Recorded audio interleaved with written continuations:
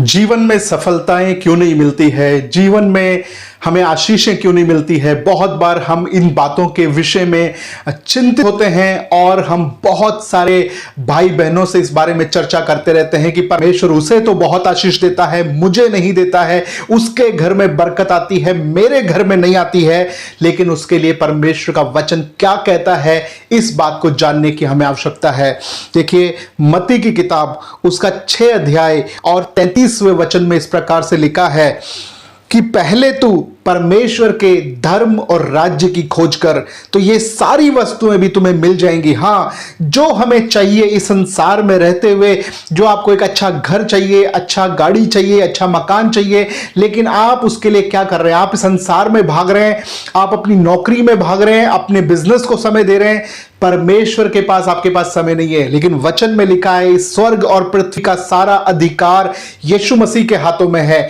अगर आप उसके अधिकार के नीचे आएंगे, उसके हाथ के नीचे आएंगे, तो परमेश्वर आपको बना सकता है। वचन कहता है कि पहले तो परमेश्वर के धर्म और उसके राज्य की खोज कर। आप परमेश्वर के धर्म और राज्य के बारे में सोचना शुरू कीजिए, उसके राज्य में बोना शुरू कीजिए, उसके राज्य में काम करना शुरू कीजिए।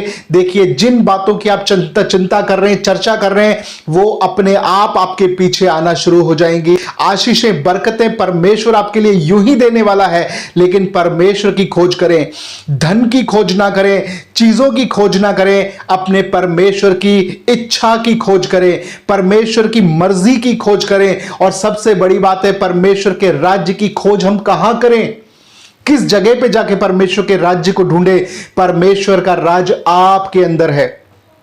प्रतिदिन उठकर आप अपने अंदर परमेश्वर की राज्य को ढूंढे, अपने अंदर परमेश्वर के मन को ढूंढे, अपने अंदर परमेश्वर के वचन को ढूंढे कि सबसे पहले परमेश्वर का राज्य मुझसे शुरू होता है। जब हम उस पर ईमान रखते हैं, विश्वास करते हैं, तो परमेश्वर का राज्य बाहर नहीं, पहले अपने भीतर हमें ढूंढना चाहिए कि क्या परमेश्वर का वचन मेरे हृदय में बसता है, क्या परमेश्वर की आज्ञाएं मेरे दिल में बसती है, क्या मैं परमेश्वर के राज्य में चल रहा हूं, परमेश्वर के राज्य को लेकर चल रहा हूं। जब लोग आपको देखेंगे, आपके भले काम देखेंगे, तो वो आपके स्वर्गीय पिता की बड़ाई करेंगे, तारीफ करेंगे। वो तब करेंगे जब आपके अंदर वो यीशु मसीह को देखेंगे।